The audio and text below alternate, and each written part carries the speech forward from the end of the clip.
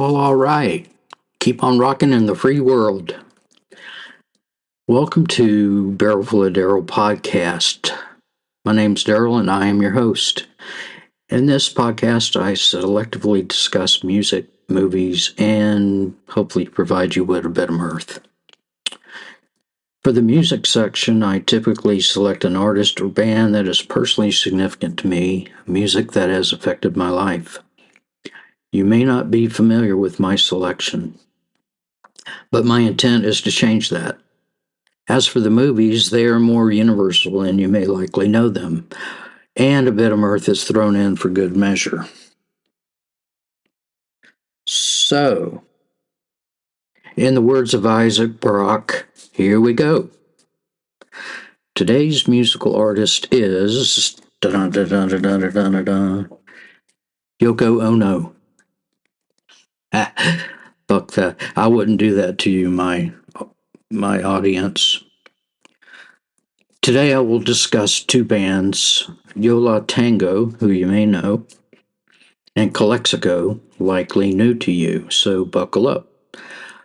Yola Tango is a band out of Hoboken, New Jersey, formed in 1984. They are a trio consisting of Ira Kaplan, his wife Georgia Hubley, and James McNew. They've had limited mainstream access, but they certainly have maintained a strong cult following. The band's name is Spanish for I Have It. This comes from baseball, specifically the 1962 New York Mets, who had an outfielder, Richie Ashburn, and a shortstop, Elio Chacon, and they kept colliding into each other, going after fly balls. Ashburn would yell, "I got it," only to collide again. Elio was Venezuelan, and Richie learned to use the phrase Yola Tango instead.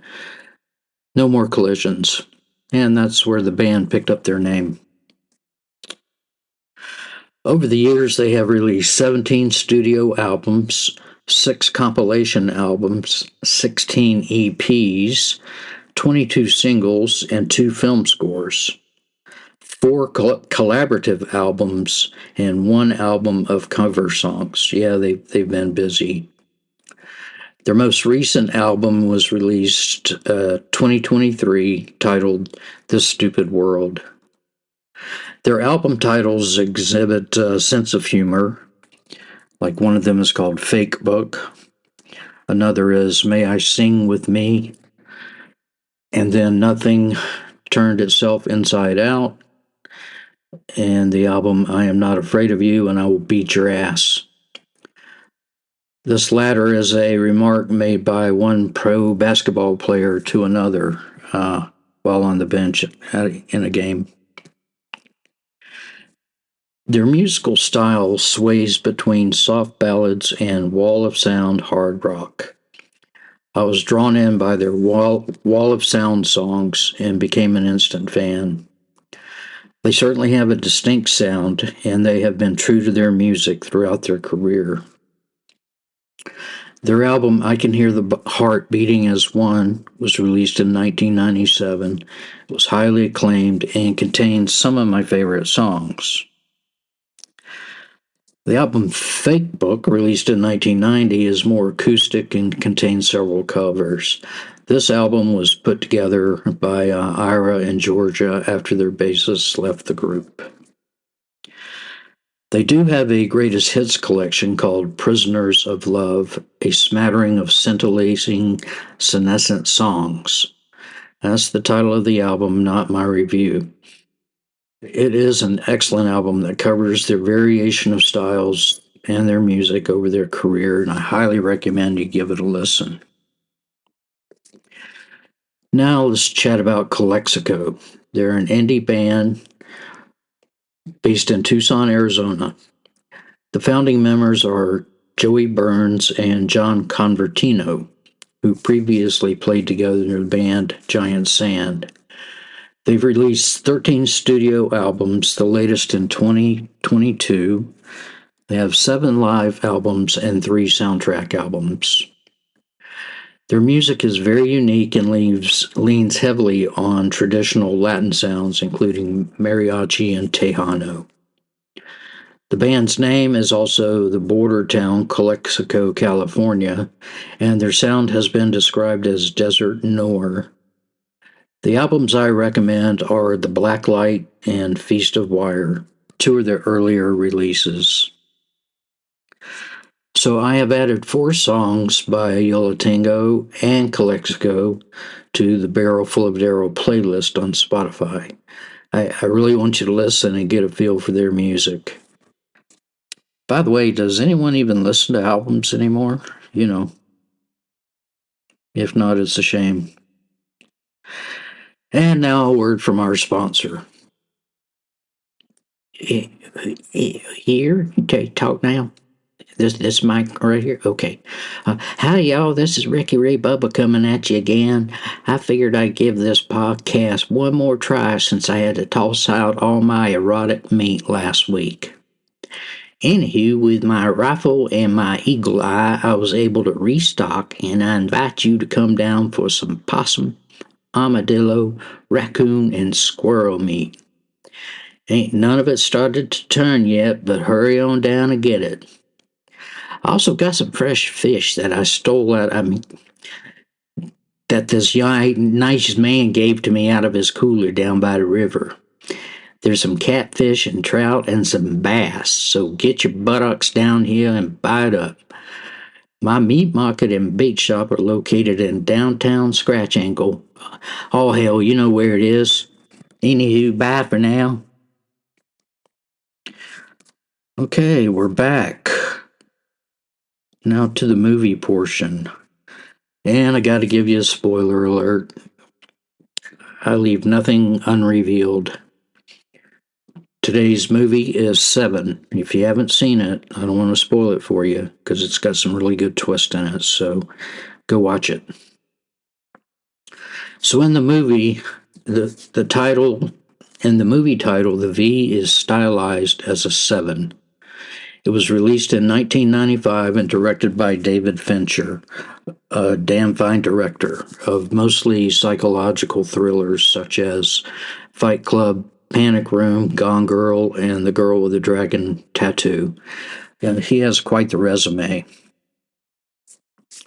Now, 7 is similar in style to Blade Runner due to the dark and rainy atmosphere that occurs in most scenes. You know you're in for a treat with the starting credits, which are eerie and accompanied by music from Nine Inch Nails. Plus, it shows images of what you're about to see, what you're in for, and these are very creepy images. And the eeriness is constant and increases throughout the movie. It starts with Morgan Freeman as William Somerset, a soon-to-be retired detective, and Brad Pitt as David Mills, a young detective right off of the tractor from somewhere like Nebraska, who's new to the city and all of its sights, all that it has to offer. By the way, the city that they are in goes unnamed. In the movie, also in several scenes, we meet Mills's wife, Tracy, played by Gwyneth Paltrow. Now, this film has a lot of violence and gore, so that's a caution if you are squeamish. On his first day of duty, the new cop, David Mills, is partnered with the veteran cop, William Somerset, and they are called to a scene where an obese man tied to a chair had been forced to eat until his stomach burst, killing him. The detectives find the word gluttony written on the wall in grease. Somerset sees that this case is too extreme for him, as he is to retire in a week, and asks his boss if he can be let off the case, but he is denied. The very next day, the body of a lawyer is found stripped in his office, with much of his left side carved out by a knife, and the word greed written in his blood. They go to the lawyer's wife and ask her to look at pictures of the crime scene to determine if anything strikes her as odd or different. Eventually, she sees that the artwork hanging on the wall is upside down. The detectives go back and take down the artwork but find no clues. However, Somerset notices something on the wall where the art was hanging, and it had it dusted for prints. During this dusting, the words "Help me" appear on the wall.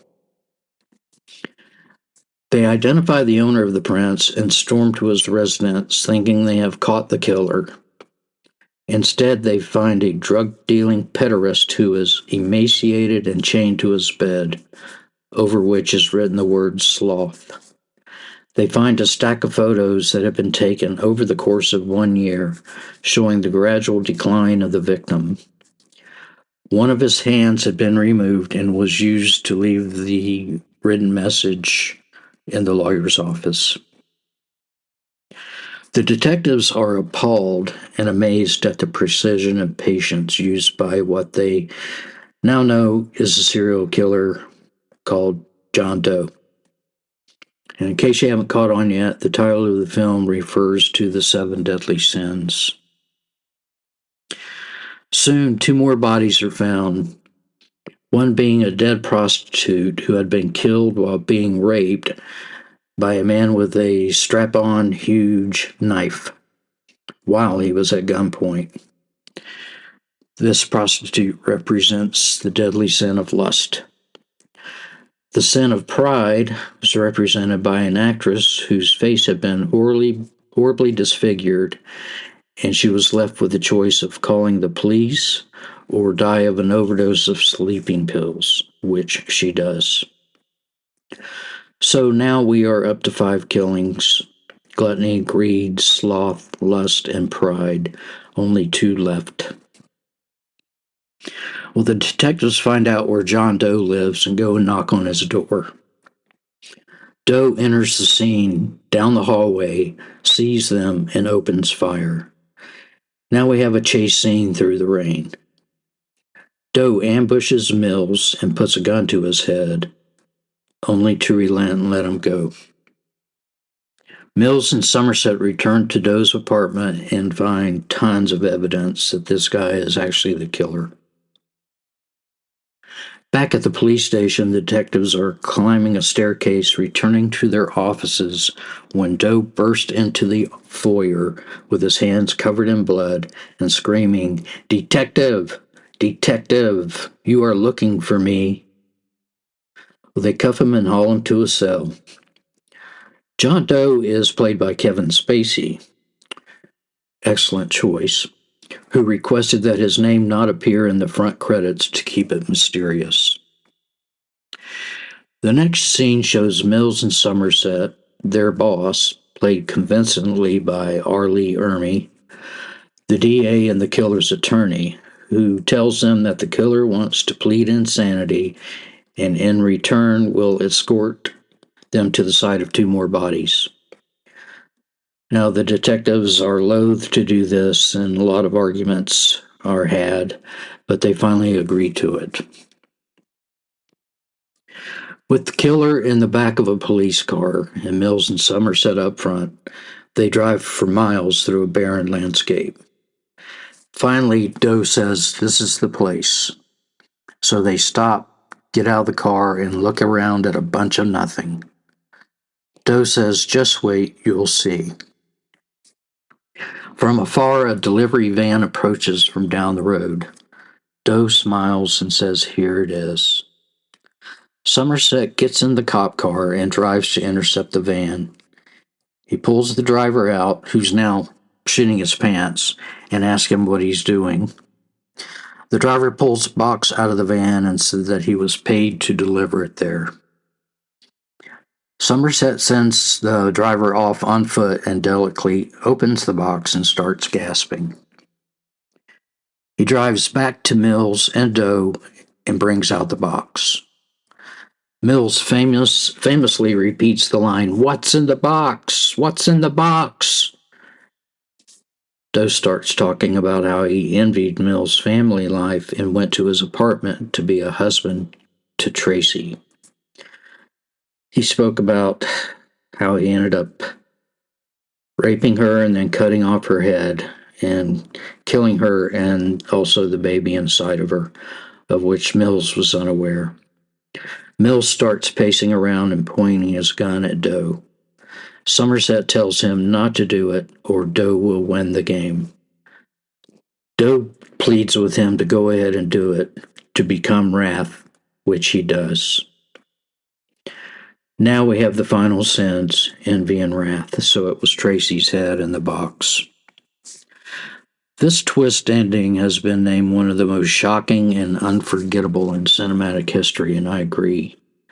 The movie fared well in theaters and has become a classic. It's also in my top 5. Okay, how about a word of the day? Jocularity. And it means the state or quality of being jocular. I'll take that one step further. The word jocular means given to joking or jesting. I have been accused of being jocular, even overly jocular.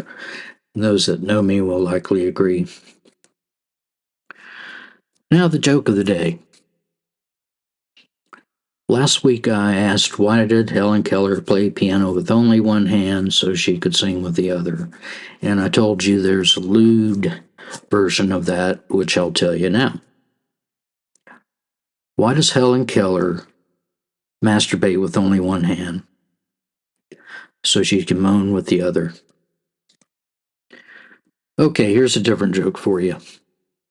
An elderly man lives in a house out in the woods, and he hires a local idiot to come and cut up some fallen limbs for firewood.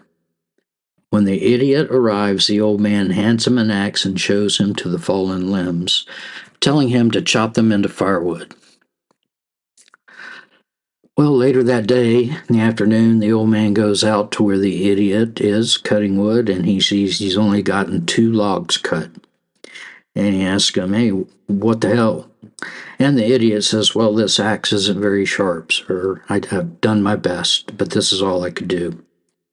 So the old man tells him, okay, come back tomorrow, we'll figure something else out. The next day, the idiot returns, and the old man hands him a chainsaw and says, now this should do the trick. Go out there and cut up those limbs.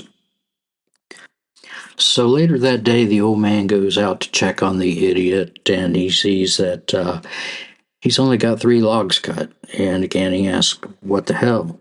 And the idiot says, I'm sorry, sir, but this chainsaw is just, it's not as good or maybe even a little worse than that dull axe.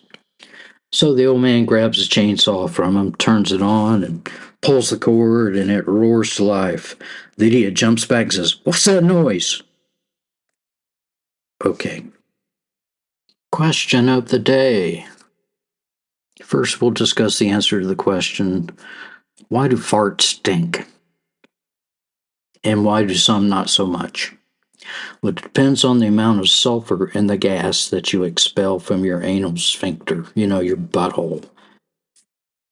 Some foods will give you a higher sulfur content, thus stinkier farts. Examples are red meat, poultry, eggs, cabbage, and broccoli. Now, most of these are high in fiber, taking longer to digest and building up more sulfur. So if you don't want your farts to stink, you may want to stick to fruits and dairy. How boring. So the question of the day is, why do men have nipples? Why do men have nipples? Okay, so if you haven't done so yet, please check out the Barrel Full of Daryl Spotify playlist that accompanies this podcast. There are a few songs by all of the artists that I have discussed with you. Feel free to contact me by clicking on the Send Me a Text button in the episodes, or you can directly email me at bfodpodcast@gmail.com. Thank you for listening today. I hope you enjoyed it, and feel free to send me a message. Thank you.